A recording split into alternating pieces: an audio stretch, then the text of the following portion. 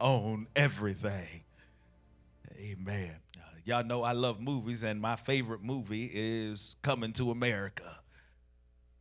Yours too, my man. I knew we had a connection. And in Coming to America, listen, this was one of my favorite scenes in the movie, but for a different reason. One of my favorite scenes was the Black Awareness Rally. The Black Awareness Rally, don't look at me like that. The Black Awareness Rally was my favorite scene because of Reverend Brown. Reverend Brown and his preaching always tickled me. And it tickled me mostly because there was a man who resembled him from my hometown.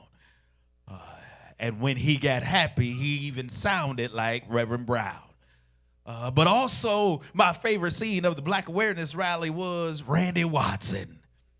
I love Randy Watson, the band Sexual Chocolate. Y'all know the movie. I love that scene of the movie.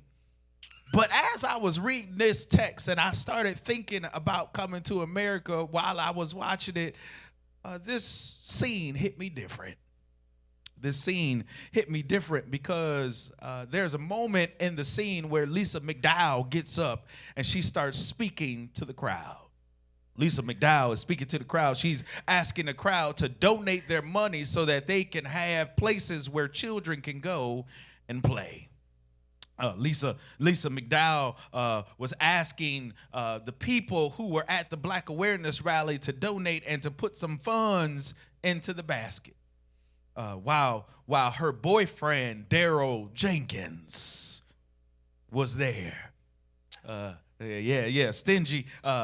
He was there, and he was, unbeknownst to anybody else, the wealthiest man in the rally because of his business from his father called.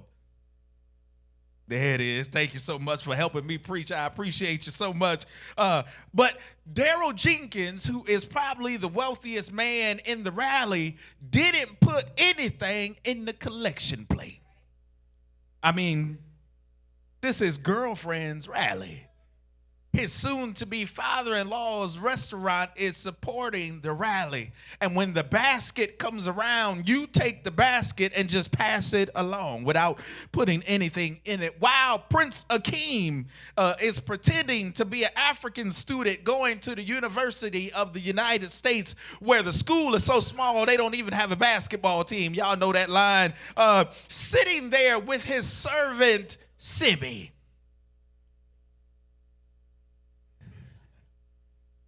Come on back. He's sitting there with his servant, Simi, and the basket comes along, and Simi puts the basket in front of Akeem.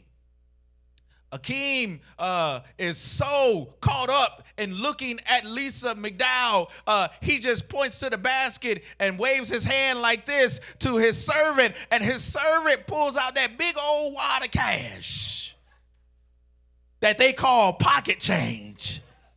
And Akeem grabs the whole thing and puts it in the basket.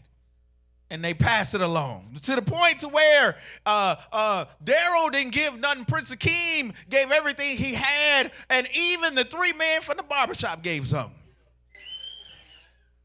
Even though he mistakenly thought it was the trash and he told him, don't be hitting on me, he took the chicken bone out, dug into his pocket, and still gave something. But yet, Daryl Jenkins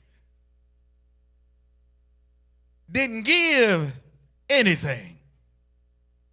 Now, mind you, he didn't give nothing for the kids.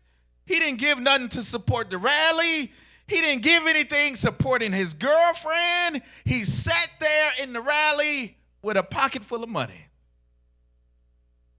But the next day, when he went to go visit his girlfriend, she asked him and said, hey, during the rally yesterday, there was a mysterious amount, a big amount of cash that was put into the collection plate. And she said, you wouldn't happen to know who did that, would you?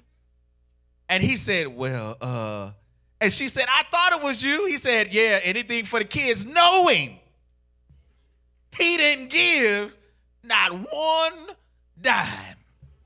But he took credit for somebody else's giving.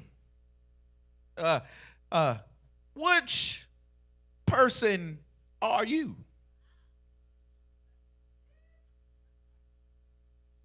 Are you one of the three men from the barbershop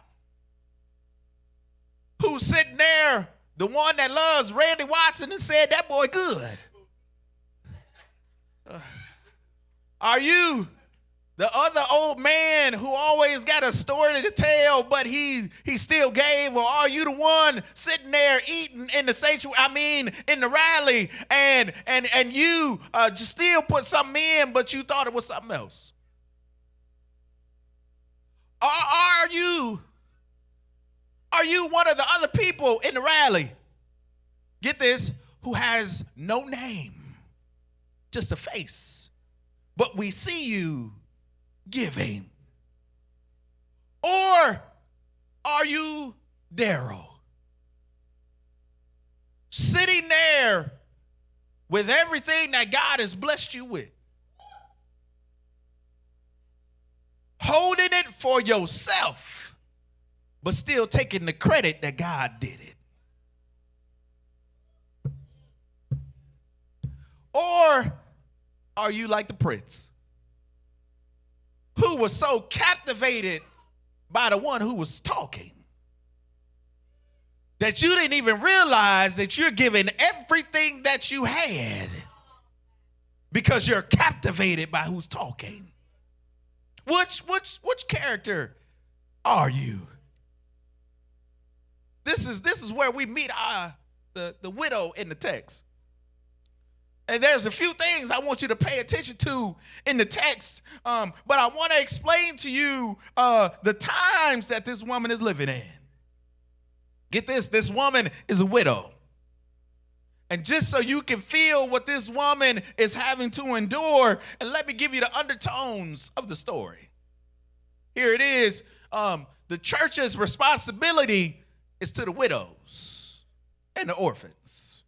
The New Testament church called to the care for widows, particularly those who are truly in need and have no family support. And then there's the family's responsibility to the widows, where the care for the widows in 1 Timothy chapter 5, 3 through 16 emphasizes that family members like children and grandchildren should care for the widowed relatives. There's a ministry that goes along with widows, where James chapter 1 verse 27 highlights the importance of caring for widows as a part of the undefiled portion of what they consider religion.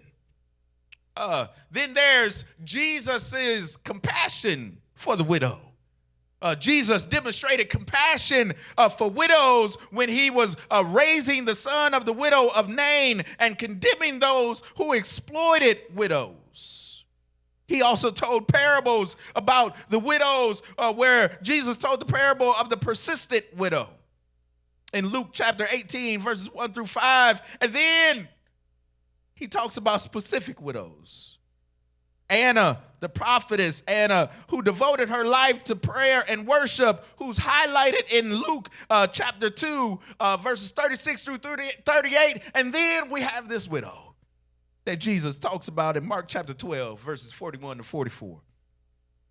But there's also things that need to be addressed because of her age and her circumstances. 1 Timothy chapter 5, again, lets us know that the widows need to be taken care of, but the ones who really need it. So that the church is not exploited for their help. But then in the early church, the early church recognized the importance of caring for widows, as in Acts chapter 6, verse 1, where food distribution was organized for them. But there is an honor and respect that goes along with these widows. especially those who are truly in need and have no other means of support. This woman, a widow, of whom we could surmise that she has no family to help her. She is alone when she comes to give. Wow. Also, we don't even get to know the woman's name. All we know is that she is a widow. Yet God says that she has given more than all the others who gave out of their surplus, out of their wealth, out of their abundance. This woman came to the temple with everything she had, holding it in one hand. 2 coins known as mites, and drops it in the offering plate, trying not to be seen giving what she is giving, trying not to make a scene as she comes, not saying a word as she gives, probably tossing it amongst the crowd so that she wouldn't be seen. No name, a widow, 2 mites, all alone, no help, nothing else to give, and it's all she had. She gives it with no ulterior motive. She doesn't pull on Jesus. She doesn't hold up the line asking for change. She doesn't hold it up in the air. She doesn't say nothing, but yet she gives everything she has. Pastor, surely you're not telling me to give everything that I got. Not at all. What I am telling you is that, like this woman, we should give with the right intentions. We should give with the right direction. Let me help you. We can get the money part out of the way. What are 2 mites? 2 mites was the smallest denominational coin in those times. And in the context, it is only worth, get this, 1/64th of a denarius. A mite, a denarius, which is a day's wage. Imagine you make $7.25 today. That's crazy in 2025. A day's wage will be around $58. Therefore, in today's time, those 2 mites she gave was worth not even $2. Now, let me help you also to understand what those 2 mites would buy back in those times. The 2 mites wouldn't even buy a sacrificial bird for a sacrificial offering. Matter of fact, the 2 mites that she had only would give her, get this, 2 to 3 grapes. Not 2 to 3 bags, 2 to 3 grapes. And now that we have the money portion out of the way, let me ask you a question. What is your giving worth to you? Before you answer it, let's get back to the text. Here's your first point that I want to give you. Your first point is this: we have to make sure that we understand the view of giving. It's right here in verse 41. Understanding the view of giving. Jesus sat down opposite the place where the offerings were put and watched the crowd putting their money into the temple treasury, and many rich people threw in large amounts.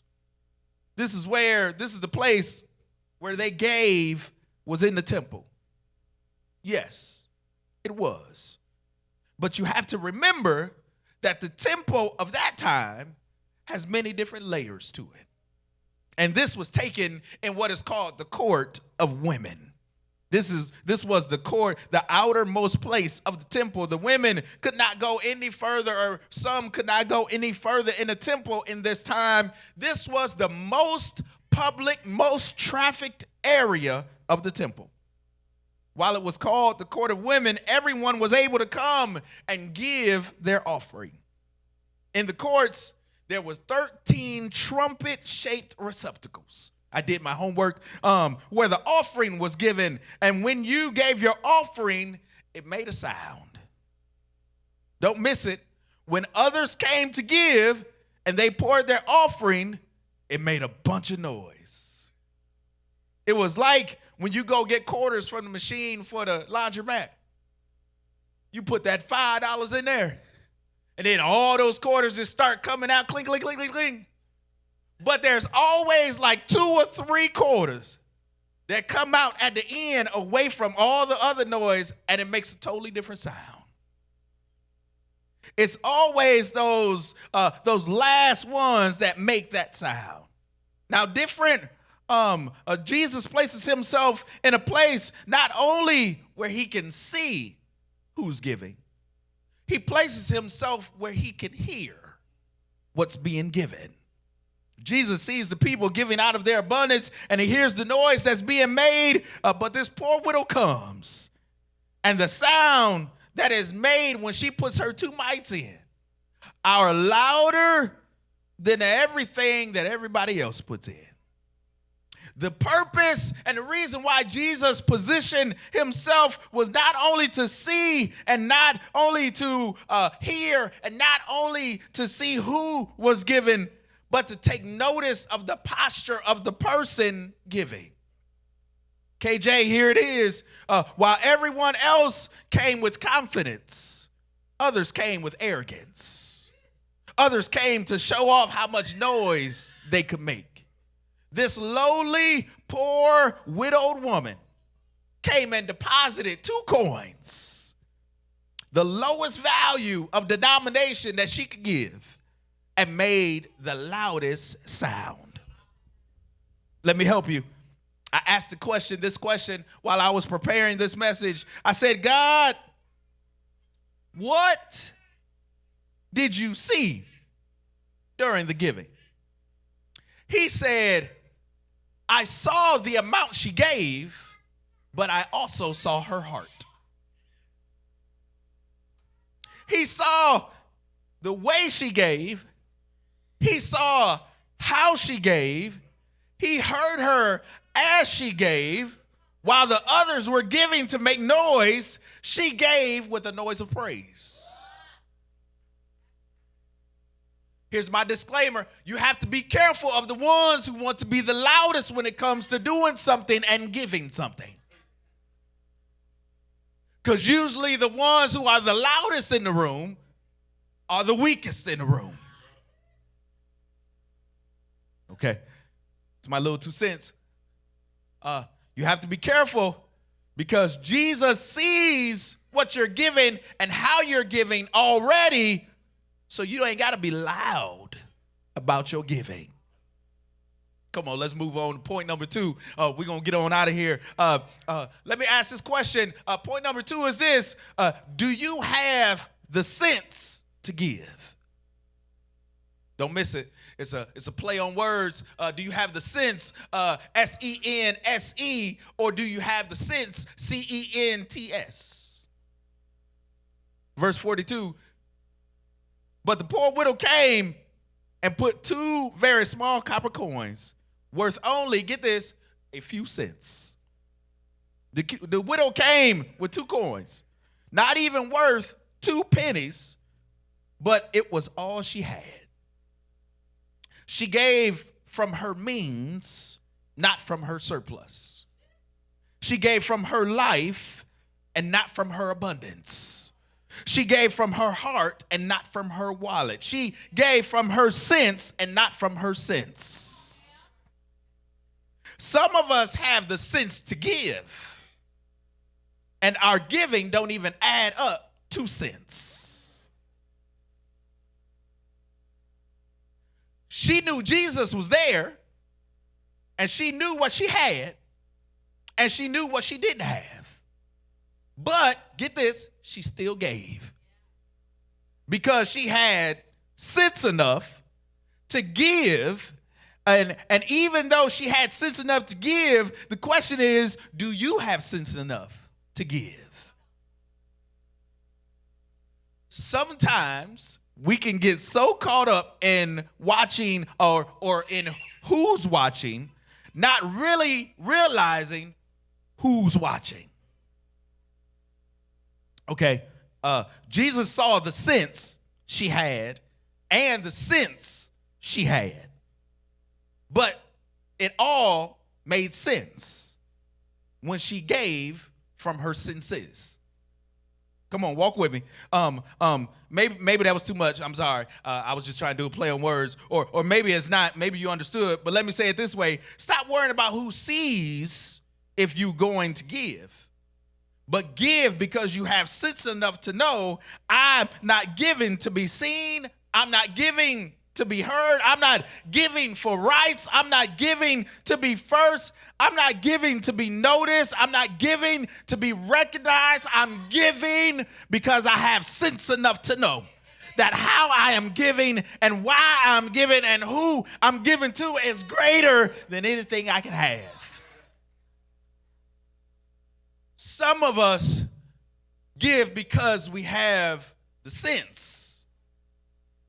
But some of us give because we have sense.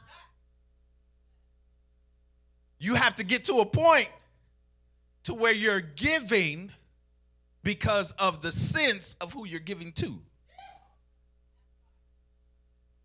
And not because of the sense that you have the capability to give.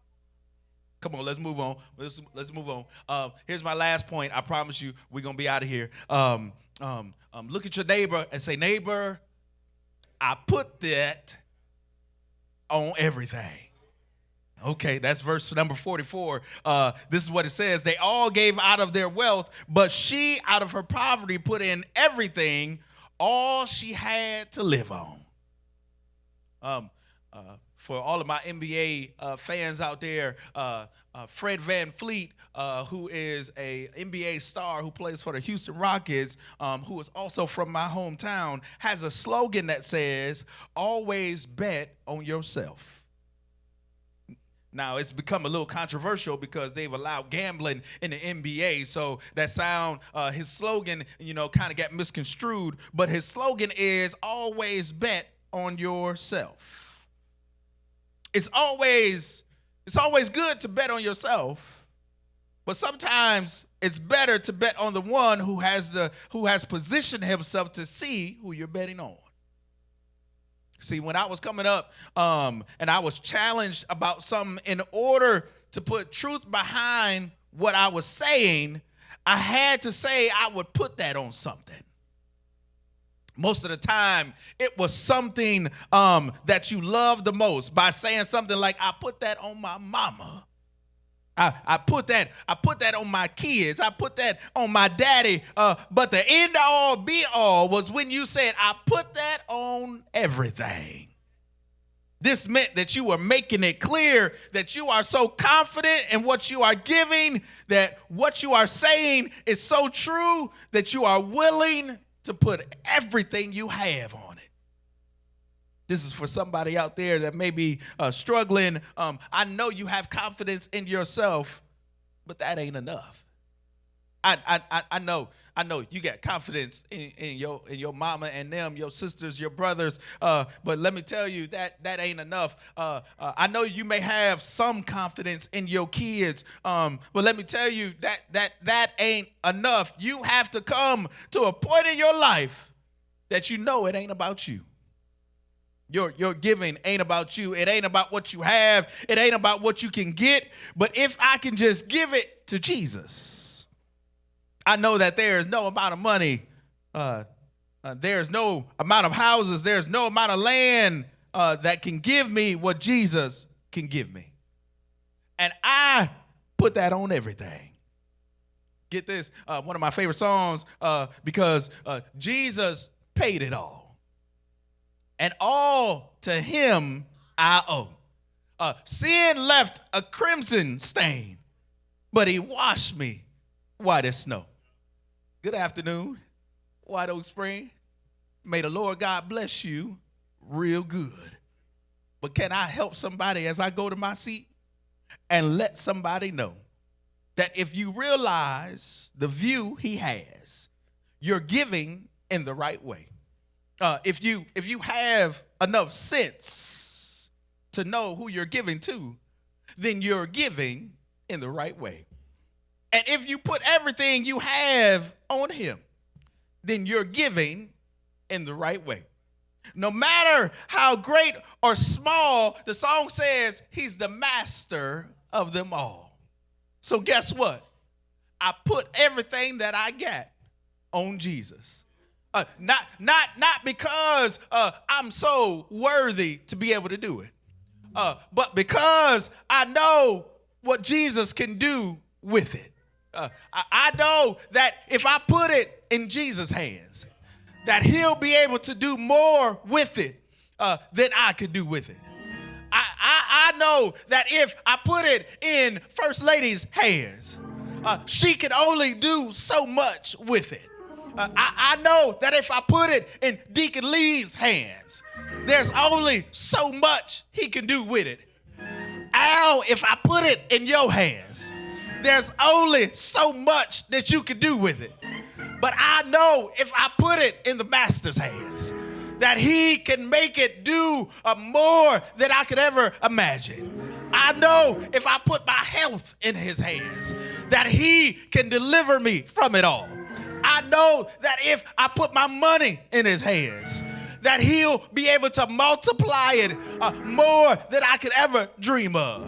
I know if I put my children in his hands, he'll be able to protect them and keep them from falling. I know that if I put my marriage in his hands, he'll be able to make things work out the way they're supposed to. I know if I put my life in his hands, that he'll be able to lead me and guide me more than I could ever ask or think. Good afternoon, White Oak Springs. I'm going to my seat. But I love that song so much because, yes, I put it all in his hands. What did you put in his hands? This and that. I put it all in his hands. No matter the problem, I put it all in his hands. I know he can solve them. I put it all in his hands. This and that. Him and her. The house and the car. My money and my heart. My mind and my soul. My joy and my sorrow. Today and tomorrow. I put it all in his hands. No matter what I'm going through, I put it all in his hands. No matter what the people say, I put it all in his hands. No matter what's going on behind me, I put it all in his hands. Look at your neighbor and say, neighbor, neighbor, I put it all in his hands. No matter what I'm going through, I put it all in his hands. All of my giving, all of my joy, all of everything I have. Why? Because he is positioned to see the way I give. If you giving to be heard, you ain't giving the right way. If you giving to be seen, you ain't giving the right way. But if you giving with a prostrate and an open heart, God will, God will, God will. Yes, he will. Yes, he will. Yes, he will. Bless you beyond what you could ever think. I like that. Yes, he will. Yes, he will. God will. God will.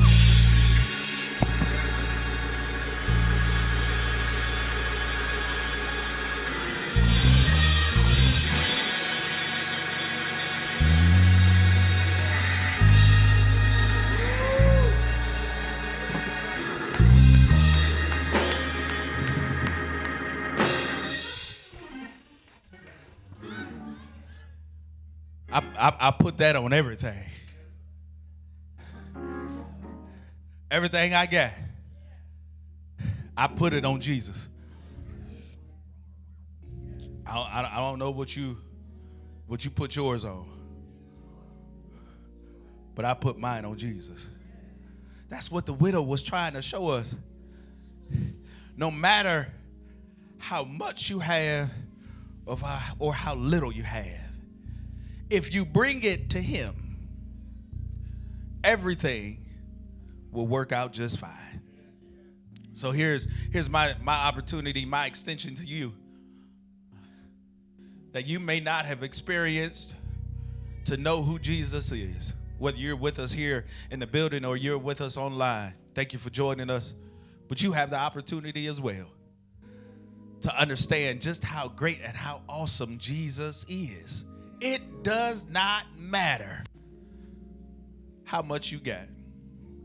I know the statement that everybody makes, I'm waiting until I get my money right. I'm waiting until I get my life right. I'm waiting until my car situation, I can't make it to church every Sunday. I'm waiting until my job, I'm waiting until my marriage, I'm waiting until, keep waiting.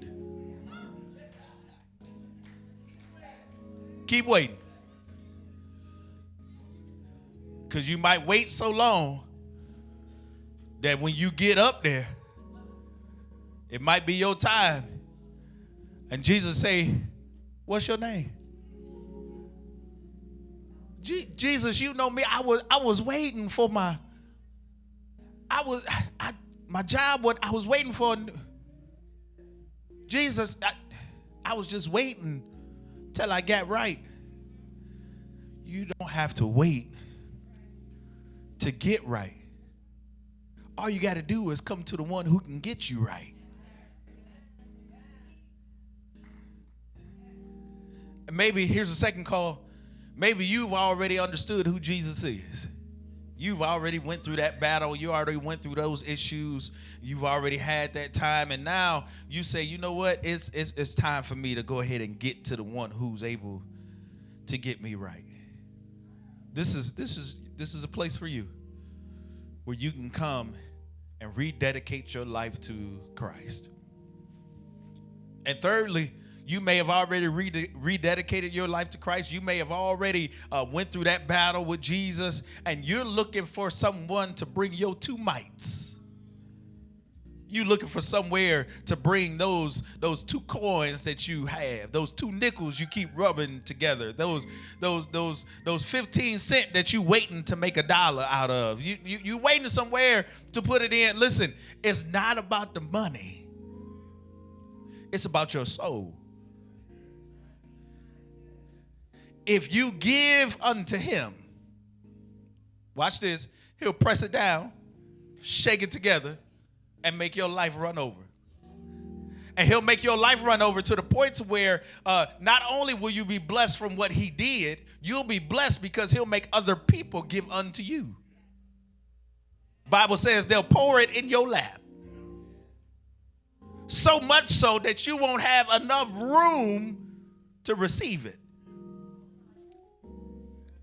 This is your time where you can come and be in that place to where God is calling you to be. White Oak Spring, we are a family that stick together. We would love to be your family. We would love to go with you in all of those things.